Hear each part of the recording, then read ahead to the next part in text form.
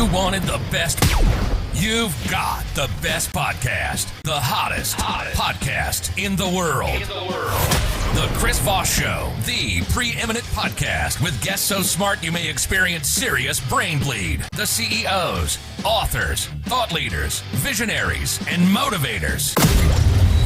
Get ready. Strap yourself in. Keep your hands, arms, and legs inside the vehicle at all times, because you're about to go on a monster education roller coaster with your brain. Now, here's your host, Chris Voss. Okay, let's see. I was writing down what he said. He said, get ready, strap yourself in. Okay, I think I'm strapped in. I'm ready. What happens now? Oh, wait, I'm the host is Chris Voss. The Chris Voss Show. Hi, guys. Welcome. It's me, the Chris Voss. Different intro every time, guys. We love having you on the Chris Voss Show. Welcome to chrisvossshow.com. Thanks for coming by. We certainly appreciate it. Hopefully you wrote down the notes that the announcer gave at the beginning. Get ready. Strap yourself in. Wear your seatbelt. Make sure that you do what the airplane attendant folks do, where they wave their arms, and I don't know what else they do. I ignore the rest of it, like you probably did too. Well, welcome to the show. We certainly appreciate you guys coming by today. As always, refer the show to your family, friends, and relatives, the family that loves you but doesn't judge you. The Chris Voss Show. Go to goodreads.com/Chris Voss, youtube.com/Chris Voss. See the big 130,000 group on LinkedIn, the LinkedIn newsletter, which is pretty awesome. And also on LinkedIn, we just got access to those audio chat systems. They're kind of like Clubhouse. So watch for me to be having discussions over there. We'll be talking about the show, guests, different things that we're up to, we're doing, past, present, future, and I don't know, just stuff that we might imagine on a very bad trip of eating awful Mexican food at Taco Bell or something. I don't know. You never know what's going to happen over there. That's all I'm saying. Anyway, guys, we have an amazing woman on the show. She's an entrepreneur. She's a founder. She's a CEO. I'm sure there's a lot of other great titles that she has in her history. She's been running a massive company that she founded called Quintessa Marketing, and we're going to be having her on the show, talking to her today. Lauren is a sales and marketing management professional known for her passion for entrepreneurship and entrepreneurism probably too. Lauren Mingee, and she supports women in business. In 2016, she founded Quintessa Marketing, a Oklahoma-based firm providing lead generation for personal injury lawyers. She believes in lifting each others up, powering them to take advantage of new opportunities and grow their business skills. Hopefully she can learn me how to pronounce English. She is passionate about giving back to others and attributes much of her success in relationship to God. She frequently donates her time and resources to charities such as YouVersion Bible app, which provides free Bibles all around the world, and Reemerge, a pretrial diversion program for high needs mothers in Oklahoma County. Welcome to the show, Lauren. How are you? I'm great. Thanks for having me. And thanks for coming. We certainly appreciate you coming by. It's Monday today, and Chris is learning how to speak, evidently. It's been kind of going this whole day. They give me 2 days off over the weekends, and they probably shouldn't get it because I get off the game, or I lose my ability to talk. One of the two. So welcome to the show. Give us your .com so people can find you on the interwebs. So it's just www.quintessamarketing.com.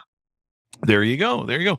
And so let's talk a little bit about you, kind of your past history. What kind of got you to where you decided to found this company, and how long ago was it? Tell us more. Yep. So started the company in 2016. I was actually flying back and forth to LA working for a law firm, and I was working as their just COO. I was helping their pre-litigation department help set up their law firm. And, really what happened is whenever I was in, I'd say 2008, I started working with a personal injury ad company, and I was helping them develop TV commercials. Mm-hmm. And then I started their SEO company and the SEO side. And pretty much, it was just a total God deal. As I saw one problem, we would develop SEO, we would see that leads would go, and the attorneys would bring in calls where their clients wouldn't stick with them. So they weren't sticky, and we saw their intake. There was a big issue, and they were being paid lower end wage. So what we did when we started Quintessa was, hey, let's pay our people. We start them at $18 an hour, but they also get paid like sales agents. So we have some making an extra $8,000 a month. Holy crap. Sales, just because they're signing up retainers for these law firms. And it gives the law firms the ability to scale and focus on being a lawyer instead of, getting into the nitty gritty with the intake. That is awesome sauce. That is awesome sauce. What made you, really want to start your own business and do this yourself as opposed to continue working for the old law? I really feel like I saw a million ways not to run a company, and I wanted to do good and be able to kind of put my money where my mouth was, because what was really hard is I could make or want to make all these decisions, but because my name wasn't on the paper, I couldn't do it. And my daughter was one at the time when I decided to start my company. And I wanted to start something that had a legacy, and I wanted her to be able to see that and be proud of her mom and what she did. There you go. And, I feel you on that, because when I was young and I started working for people, for some reason, I kind of had an entrepreneur mind. I was reading a lot of books and studying to be a CEO someday. And I studied a lot of business theory. And yeah, when I worked for other people, it would just make me mental, because I'd be like, like you mentioned, all the wrong things that you would see do. And, people that had different management styles, if you can call them styles, or maybe wreckage might be more the word. But yeah, and I remember when I was a kid, I wrote about it in my book. I worked at a car dealership, and I remember I would go to the general manager and I'd be like, hey, here's some ways we could do things better. And he said, the owner of this car dealership spent $2 million to start this company and does it his way. And he's been doing it for, 20 years or something. He goes, so probably the best thing for you is to take your little ideas there, go get $2 million and do whatever the hell you want. And I was kind of like, well, that's an interesting way of ideas. But, you do reach a point where you're just like, you know what? I gotta own it. I got to do it myself and do it right. Yep. Yep. I tell people, I can tell you a million ways not to run my company, right? I mean, it's trial by fire. And so, but at the end of the day, I think when you're invested in your employees and invested in the community and charity, right? If you have something bigger than just you and putting it in your pocketbook, I think you'll do well. Definitely. So, one of the things that I found when and I come back from the day when I first started hanging out with attorneys with our companies, this was back in the day of the yellow pages, and the big thing for attorneys to have to do was, whoever could buy that back of the yellow pages and stuff. And of course you tried to buy your way to the front and, the big pages. And I remember talking to my attorney friends back then when, internet marketing started and different things. And I'm like, why don't you guys go do this? And they're like, well, there's laws against us advertising certain ways. And I was like, are you kidding me? Like, how do you guys, like, I come from a sales marketing background like you do. And I'm like, you can't. And they're like, no, that's ambulance chasing, Chris. That's bad. And there's certain laws that we can have and certain things we do. And I was like, this is crazy. And I think a lot of things have maybe loosened up legislatively in the thing, but a lot of lawyers don't go to marketing school. They go to law school. Yes, that is correct. And what we try to do is, hey, listen, the front of house, trying to establish the front of house intake, it's the hardest thing to do. It really is. And normally most attorneys are very aggressive, and we want them to be, right? You're fighting for your clients, but that aggressive mentality doesn't help. Trying to establish the intake. Certainly not great. So for us, like, whenever we went into this, we're like, we want to be as aggressive as you are with your clients, but on the marketing side. So let us do what we do best, and that's what we've done. And sometimes segmenting is the best way to do things. I mean, you definitely want to get people that know the best of what they do and how to do it. And it is a hard job being an attorney. There's you have all the clients, especially if you're a newer attorney and coming in. Who are most of your clients? Are they big attorney firms? Are they young and newer attorneys? Who do you work with, and who are most of your not exactly who are your clients, but what type of clients do you usually have, and who are the people that use you, so the people that out there that might be attorneys will know to reach out to you?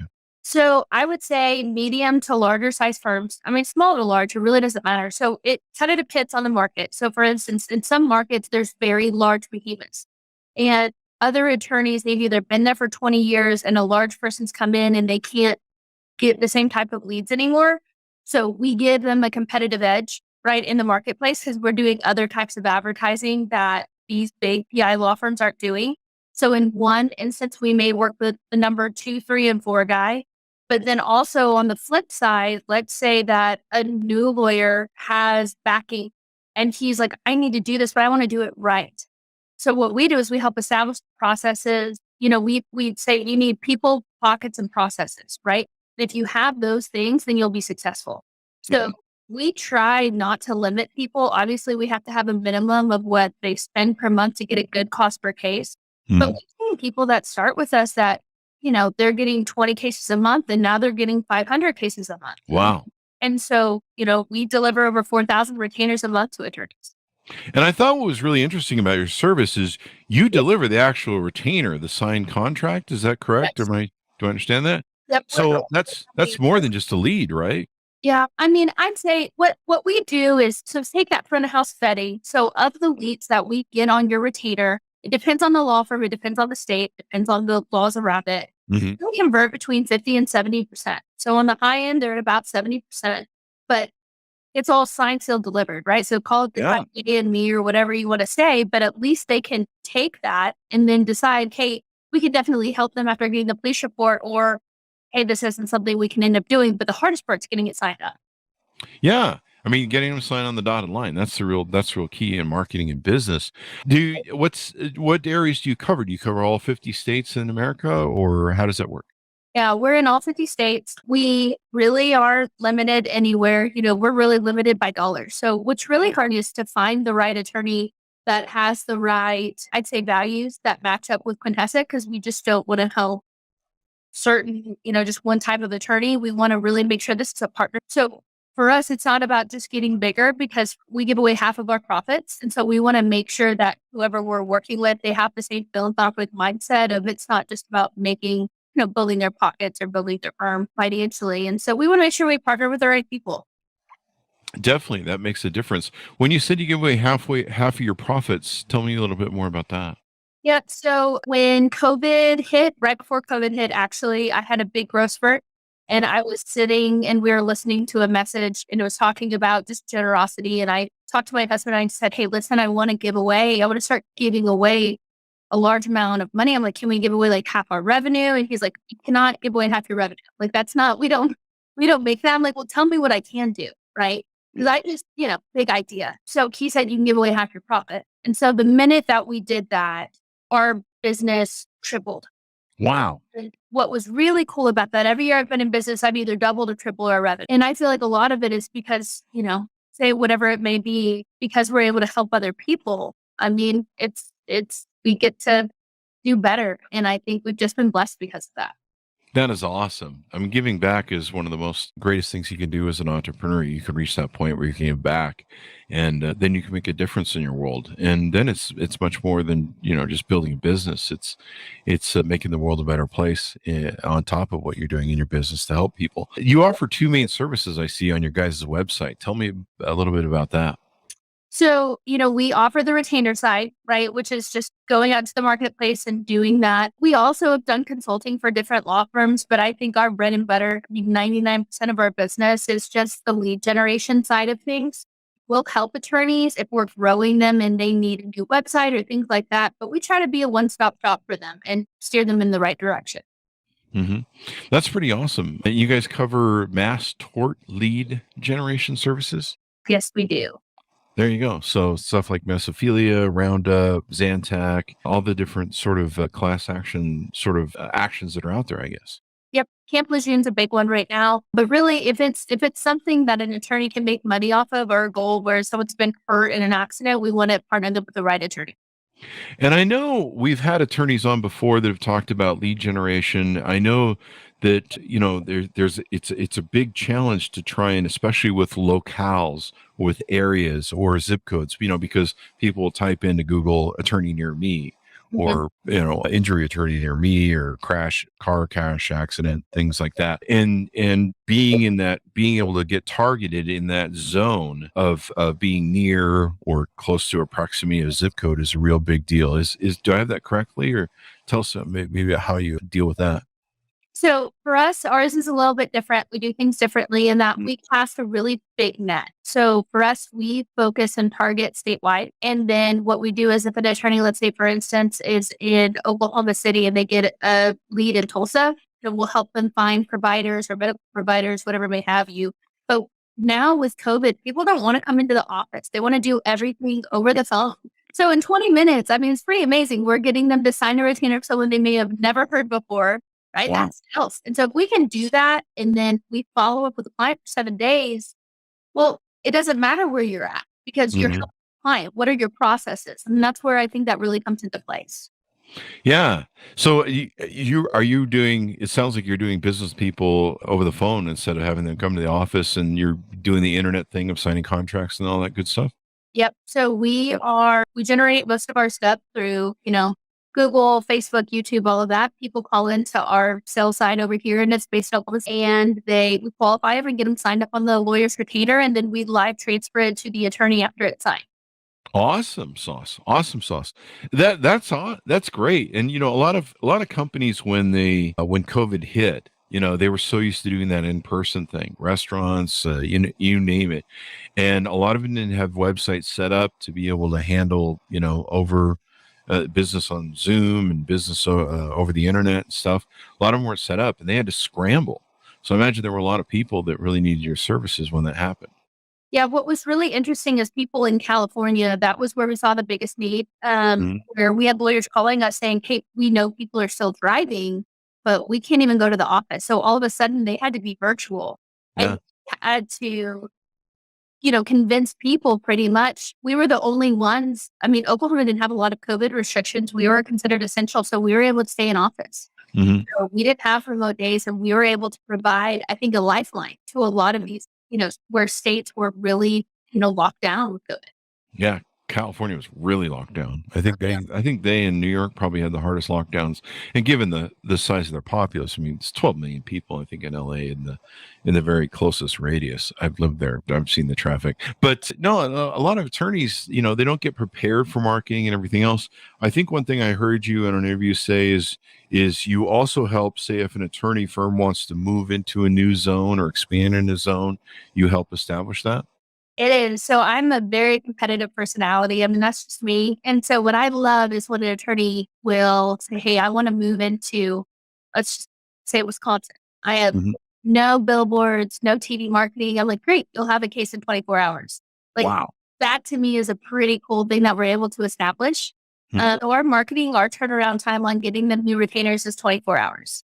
That is fast. That is awesome. And they're getting retainers. They're getting signed deals. Good to go. They're just not getting like, here's a phone number of a guy. Right.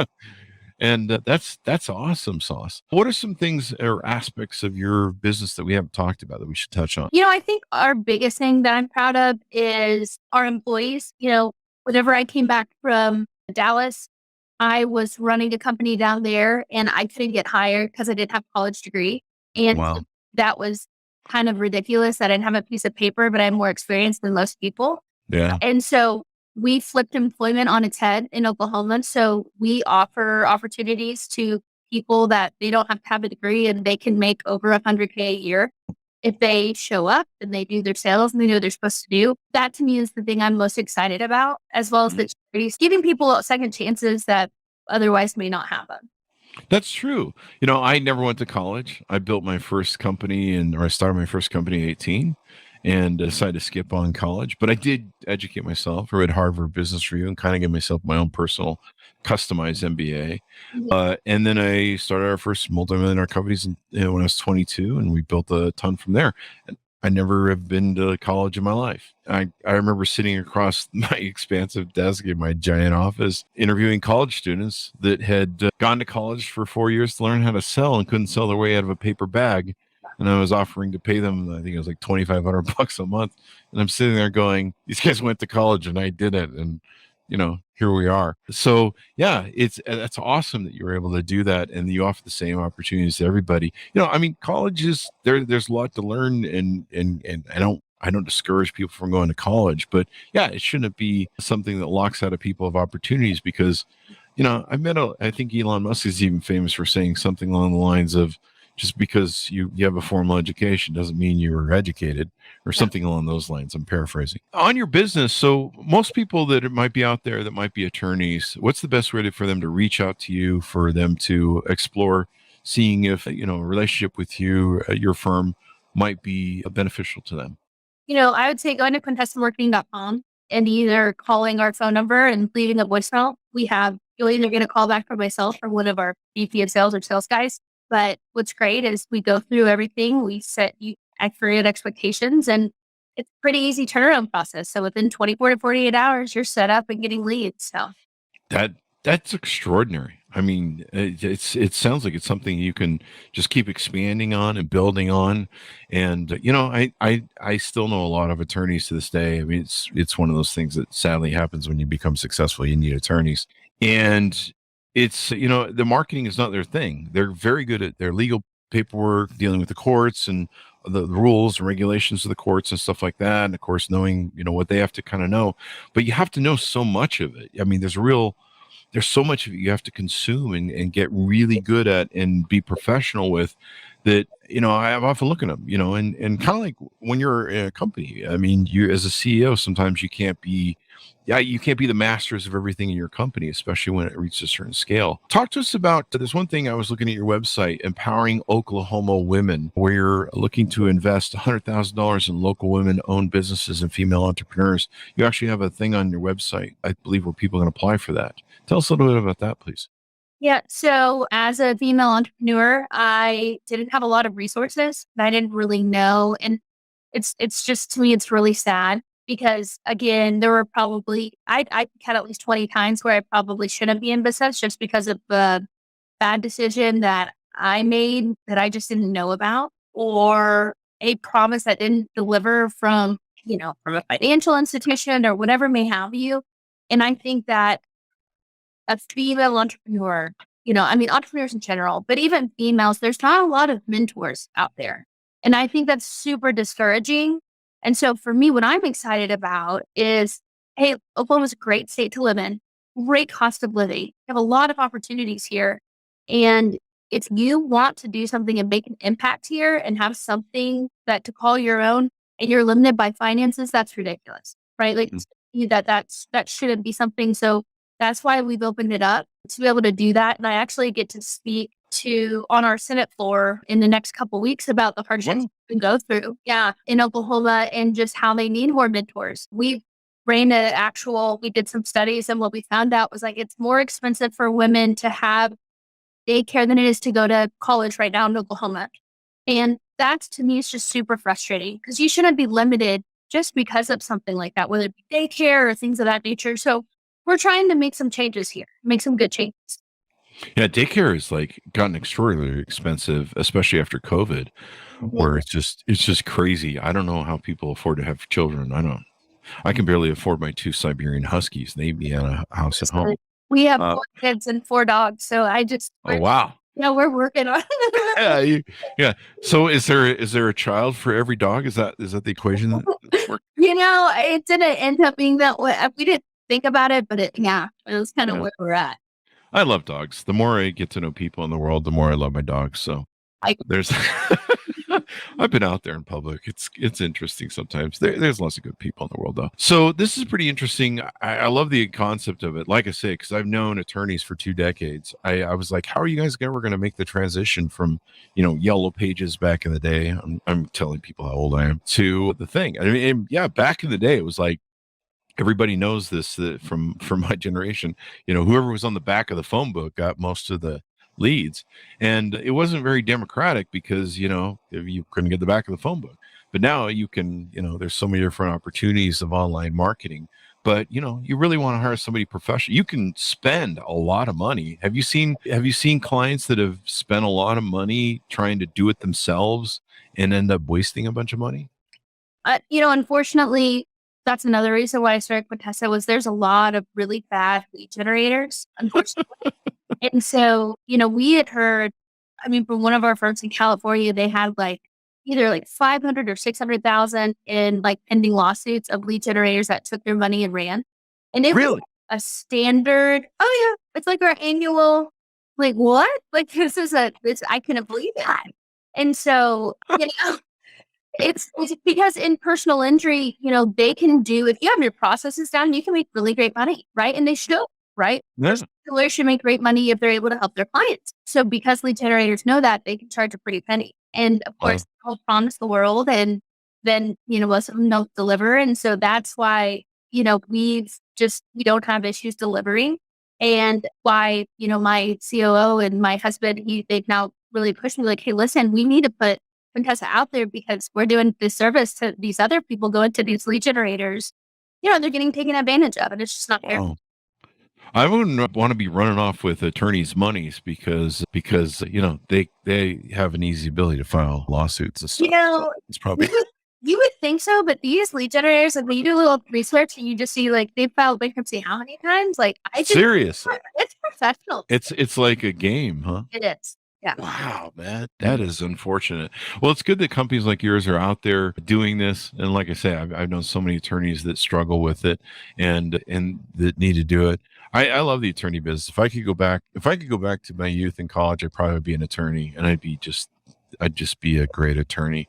But I've done a lot of it for my work, my companies. So anything more we want to tease out on Quintessa and what you guys do? I really feel like we've covered quite a bit. I mean, I would just say like the charity that we're part of, Remerge, it's something that they're trying to move nationwide. That's pretty big for us right now, hearing about them. So what's really interesting is I got to visit them. And so for me, that was really important, being able to see that they're taking women before, either when they're getting out of jail or about to have a longer sentence, or before they go to another, the last stop.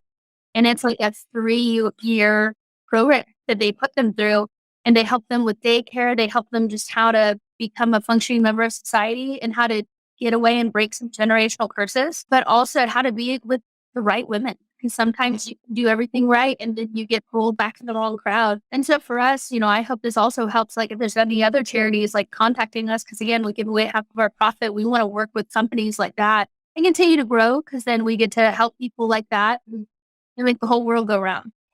Making the world a better place. I love it. And yeah, there's a lot of people that, they have trauma in childhood. They go through bad parents or no parents, or, there's all sorts of things that happen to people on the way, and giving people second chances.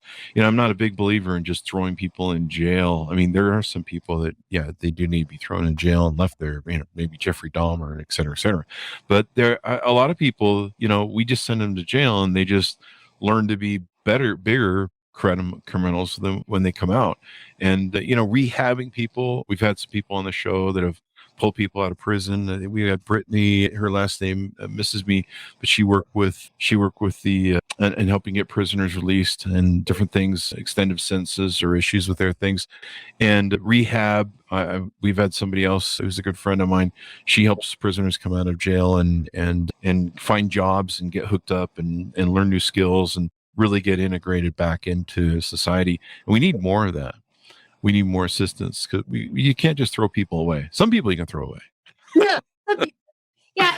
I think what's really hard is like, you don't know what you don't know. And so if your parents, if they went to jail, or if this was standard, or hey, if you never knew that you could make more than minimum wage, like this is just life. And we just want to show people, hey, no, you're built for more. Like you're called for more and you can do more. As a CEO, what have you found that is a good leadership style that works for you, or what's a good principle for you when it comes to being a leader for your company and your employees, and what you try and instill in them? Again, I can tell you a million ways not to lead. Right? So can I. And so I think when I first started, I was trying to do everything myself, and there were some really just, working 18 hours a day and really hard time, because that wasn't the person who I was, right? It was just overly caffeinated, 3 cups of coffee walking in, right? But I think for me, the biggest thing is servant leadership, and then finding the people that you want to help lead and be the best, and being okay with that, and not being scared that they could, lead. And so to me, it's empowerment, but it's also showing people that you care, and that it's just, more about, it's more than money. Right. Yeah. So what I tell everyone here is, if you're just here for a check, you will leave. Right. We have a culture of accountability. And we also, a sense of urgency is huge here, because you have someone who's at the worst part of their life and you need to help them get them with somebody else. So it's just here for a check. This job it's mentally taxing. It's hard. And we're in growth mode. Right. I mean, so we're continually growing. So people are called to more. So I would just say, when they buy into the vision of what we're doing and what we're wanting to do, for me, that's when we find the right people. And when they feel empowered and I tell them, hey, I want you to be the CEO of your division, they like that. It's just a little bit different mindset. I love that servant leadership concept. The hardest thing to learn as a CEO, as you mentioned, when you're starting out is to let other people do the tasks. You're like, I have to do everything and control everything. And, and there's a certain point of scale where it's like, you have to let go of things and give people a chance to run, lead, manage. And sometimes they're going to fail. Sometimes they're going to succeed. But you've got to be able to let that into play. So I love the concept of servant leadership and everything else. Well, Lauren, it's been wonderful to have you on the show and spend some time with us, and very insightful. And I hope a lot of attorneys will watch it, especially on LinkedIn. There's a lot of attorneys over there. And I give you guys a call up. I know people can reach out to you for jobs. I think, do they have to be in the Oklahoma area? No, so we want to be able to get as many people here in Oklahoma, but we've actually moved something like for our salespeople. We're moving that to across the United States, and same with our marketing. So we're always looking. And so for us, if you are a talented individual who loves helping people, if it's a good fit, we'll make room for you. We want to find the best of the best, because our goal is to kind of dominate, the entire United States, and to be able to say you can't think about personal injury without thinking Quintessa. Yeah. We've kind of reached that weird point where we're everything's virtual now and people are doing the thing. I noticed that on your website, people can sign up for jobs and stuff or apply. Mm-hmm. Yep. Well, Lauren, thank you very much for coming on the show. We really appreciate it today. Well, thank you so much for having me. I appreciate it. There you go. Then give us your .com so people can find you guys on the interwebs. So it's quintessamarketing.com.